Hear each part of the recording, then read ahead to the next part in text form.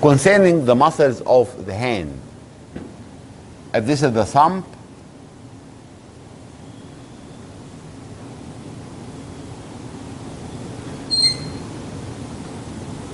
and this is the middle finger,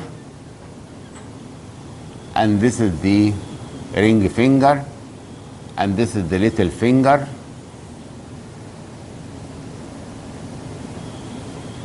and this is the hand. Concerning the muscles of the hand, on the thumb there is a ball of muscles called the thenar eminence. Thenar eminence muscle. The thenar eminence muscle, they are three muscles. Number one, the flexor pollicis brevis muscle. The abductor pollicis brevis on the outer side, the flexor pollicis brevis at the inner side, and in between is the opponens pollicis. So this is the abductor pollicis brevis, flexor pollicis brevis, and this is the opponens pollicis. These are the thenar eminence muscle. But when I say thenar muscles, so I should include beside these three is the adductor pollicis muscle, which is a triangular muscle and is called the adductor pollicis muscle. Adductor pollicis muscle. And the adductor pollicis muscle is an important muscle. It is triangular to be inserted into the base of the proximal phalanx. It adducts the thumb. It adducts the thumb. So, if I wanted to test it, I should put a paper between the thumb and the index. If I can catch it, so adduction of the thumb is okay. If I cannot attach it, so adduction of the thumb is not okay. And if there is adduction of the thumb, loss of adduction, so it means the adductor pollicis is lost. The adductor pollicis is supplied by the ulnar nerve. So if there is loss of adduction of the thumb, loss of adduction of the thumb, it means ulnar nerve lesion.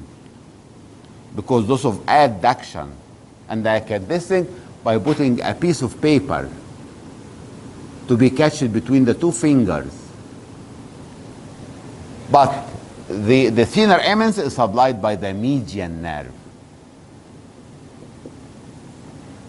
Supplies the abductor pollicis brevis, flexor pollicis brevis, and the opponens. The most important is the opponens muscle, opponens pollicis, because the opponens pollicis, the main function is to oppose the thumb with the other finger, opposition.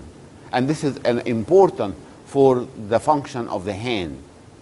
If there is an injury to the median nerve, loss of opposition will be lost. So, opposition of the thumb is lost, and the hand becomes like the monkey's hand, and it's called ape hand, monkey's hand, due to loss of opposition of the thumb. So, if there is loss of opposition, it means the median nerve injury. If there is loss of holding a paper or adduction of the thumb, it means ulnar nerve injury. This is the thenar muscle. Also, there is a hypothenar muscle, which on the little finger. Also, there is abductor digiti minimi, and there is flexor digiti minimi, and opponens digiti minimi. This is the hypothenar eminence. All the hypothenar eminence is supplied by branches from the deep branch of the ulnar nerve. All those supplied by the deep branch of the ulnar nerve.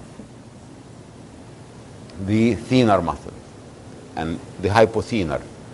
Deep to the palmar aponeurosis, I'll find the lumbricals muscle. Lumbricals, they arise from the tendon of the flexor digitorum profundus.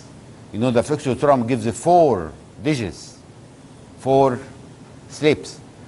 The lumbricals muscle, they arise from this tendon of the flexor digitorum profundus, and they are inserted into the extensor expansion over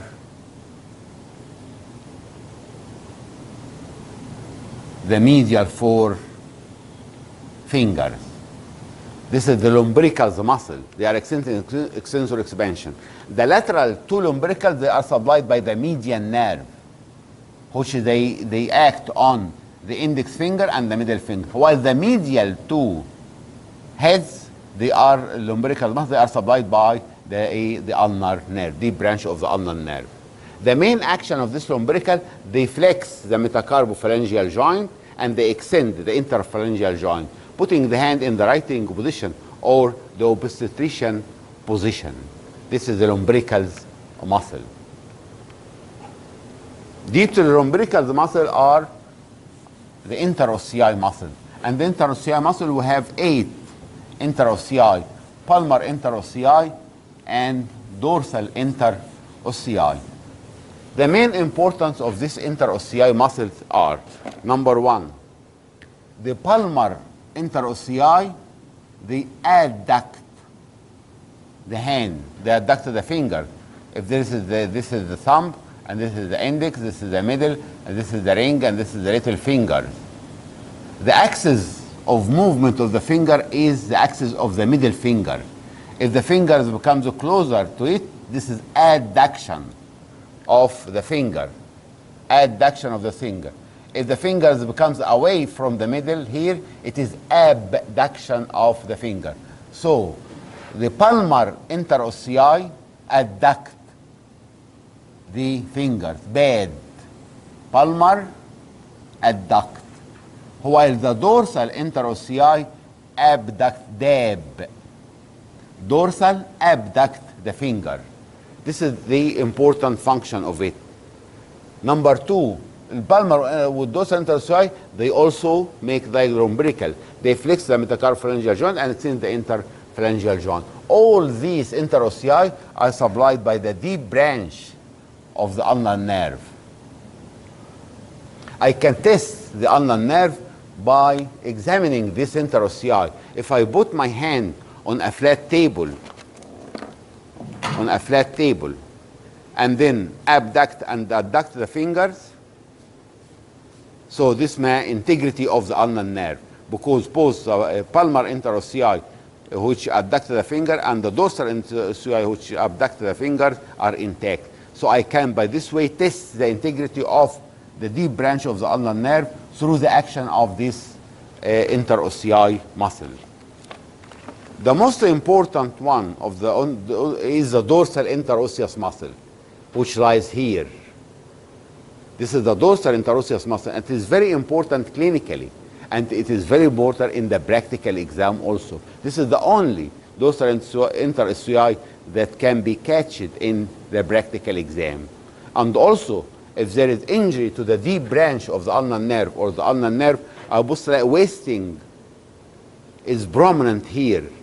This area is wasting, ودخل لجوه كده اهو. Indicate wasting of the first dorsal interosseous muscle, indicate ulnar nerve injury. So this is the smooth or small muscles of the hand in general.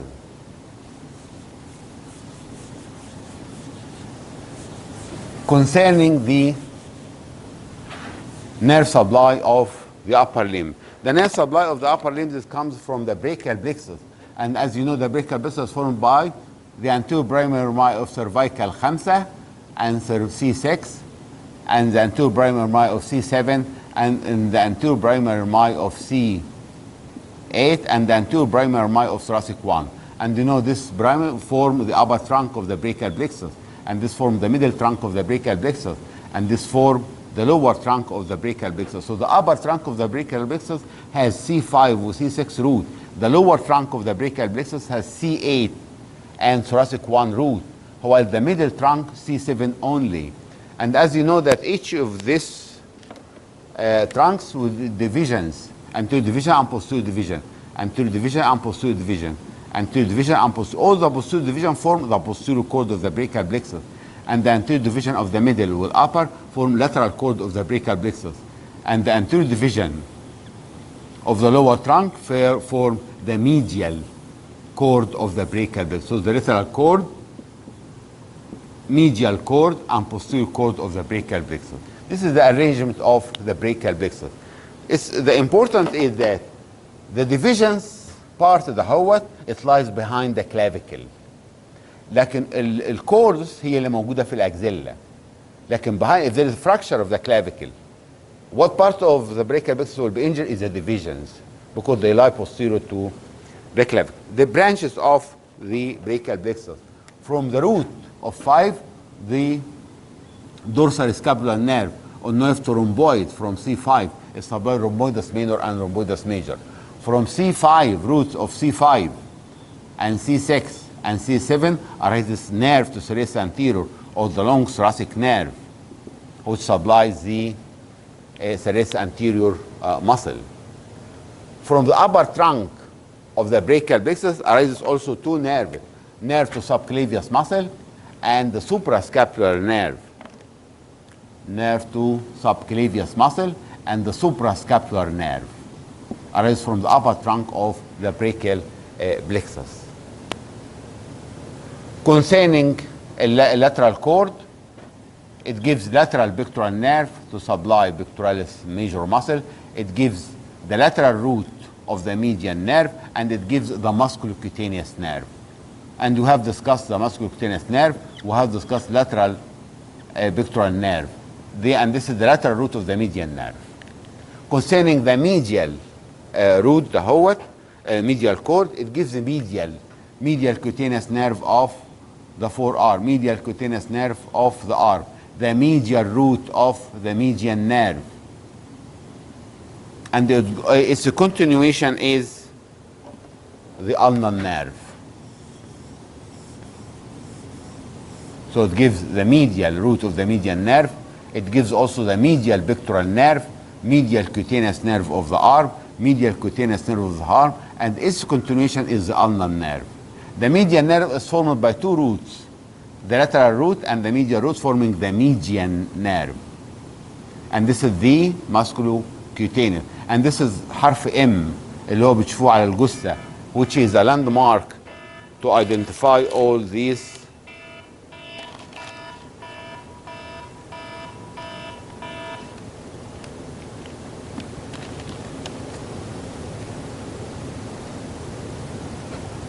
so this is the letter M, which you can identify it as the cadaver, and so you can know that this is the median nerve, and this is the musculocutaneous nerve and the ulnar nerve. So, injury to is superior or upper trunk of the brachial plexus. Injury to the upper trunk of the brachial plexus was called Erbs Duchenne paralysis. Erbs Duchenne paralysis occurs if during labor, if there is shoulder dystocia, means the shoulder is big and it cannot descend. So I make lateral rotation or lateral reflection of the head. This will lead to injury of the upper trunk in shoulder dystocia.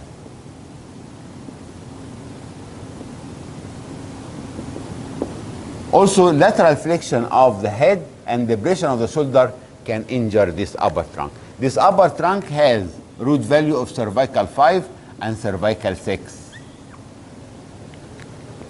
This is the upper trunk. So the nerves which will be injured in this Erbs Duchenne paralysis are, number 1, the axillary nerve. Number 2, the musculocutaneous nerve. Number 3, the suprascapular nerve. Because suprascapular nerve, cervical 5 and cervical 6. The axillary nerve, cervical 5, cervical 6. This cervical 5 and 6 and 7. So its major part will be severely affected. Injury to the axillary nerve will injure the deltoid muscle and the teres minor muscle. And this deltoid muscle is important in abduction of the shoulder joint. And this muscle, lateral rotation of the shoulder joint.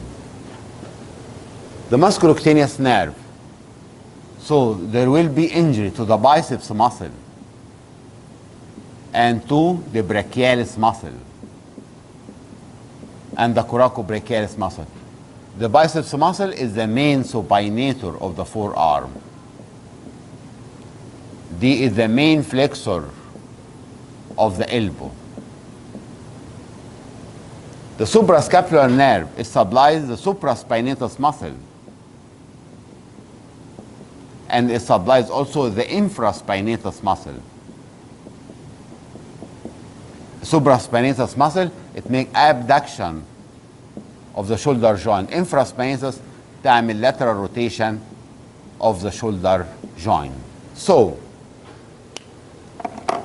abduction of the shoulder joint will be severely affected because this abductor راحت وanother abductor راحت. فعشان كده هبص الاقي النت ريزلت نمبر 1 adduction of the arm. The arm is adducted because loss of this and loss of this. So the adductors they adduct the arm. The adductor the pectoralis major muscle, teres major muscle, and latissimus dorsi muscle. Also, loss of biceps muscle, loss of supination. And this loss of supination دهوت هبص الاقي الار او الفور arm is pronated. Pronated forearm. ليه؟ لأن loss of supination. Also lateral rotation of the shoulder will be lost. عشان كده هبص الاقي فيه medial rotation of the arm.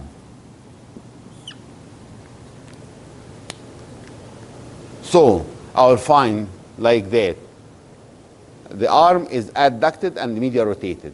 The forearm is pronated. It looks like that. And this looks like a waiter waiting for a tip, or a policeman waiting for a tip, or a second-year medical student waiting for a bonus. So this is characteristic of herpes Duchenne paralysis, which is very common in children, newly born children, herpes Duchenne paralysis. Also, there may be loss of sensation over the area supplied by L5 and 6, which is the lateral aspect of the forearm. This is herpes Duchenne paralysis. Injury to the lower trunk of the brachial plexus. The lower trunk of the brachial plexus arises from cervical 8 and from thoracic 1.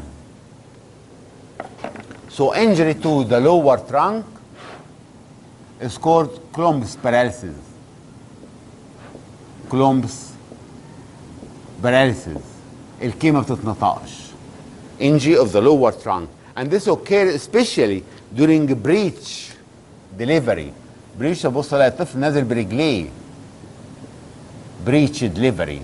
وانا بنزل رجليه وراسه فوق ودراعته مرفوعه واشد. او لو في واحد حرامي كان طالع على المواسير وبيسرق فظبطوه فجه ايديه سايبه ونازل وخايف فهو واقع مسك في اي حبل. فهبص الاقي ايديه مشدوده دهيت ويتقطع اللور ترانك اوف ذا بريكال بلكسس. عشان كده دونت بي سيف اتول. It is a bad job. طيب لو حصل انجري سيرفايكال 8 وسيرفايكال هو في الكرومبس باراسيس اسينشالي اللي بيحصل له انجري سيرفايكال 1 ثوراسيك 1. This is the major injury في اللور ترانك. لكن ممكن يكون معاه ايضا سيرفايكال 8. لكن هو اساسا الروت بتاع ثوراسيك 1. هذا الروت بتاع ثوراسيك 1 supplies all the small muscles of the hand. كل small muscles of the hand supplied من الروت سيرفايكال ثوراسيك 1 عن طريق الميديان نيرف وعن طريق الالنر نيرف. So all the muscles of the hand will be severely affected. كل small muscle. فعشان كده هبص الاقي الهاند هبص الاقي الاكسنسورز هيشتغلوا لان الهاند السمول ماسلز كلها بتاعت الهاند راحت. اللومبريكالز راحوا والانتروستيا. اللومبريكال كانوا بيعملوا ايه؟ فليكشن الميتاكارفرنجيال جوينت واكستنشن الانترفرنجيال جوينت راحوا خلاص. فهبص الاقي الاكسنسور دهوت يعملوا اكستنشن للميتاكارفرنجيال جوينت والفليكسورز بتوع الفور ارم يعملوا فليكشن للفينجرز. هبص الاقي هذا المنظر كده اهو بيسموه كلو هاند وكومبليت كلو هاند. كومبليت كلو هاند هبص الاقي there is an extension of the metacarpophalangeal joint by the extensor group and the reflection of the finger by the flexor group because they are intact. And this is the Herbst Duchenne, this is Columbus paralysis, complete claw hand. They all may be also due to loss of thoracic one, loss of sensation along the medial side of the arm. If together with cervical 8, so there will be loss of sensation at the medial side of the forearm and the medial side of the hand and the medial 2 fingers. If cervical 8. This is the Columbus paralysis or lower trunk of the brachial plexus injury.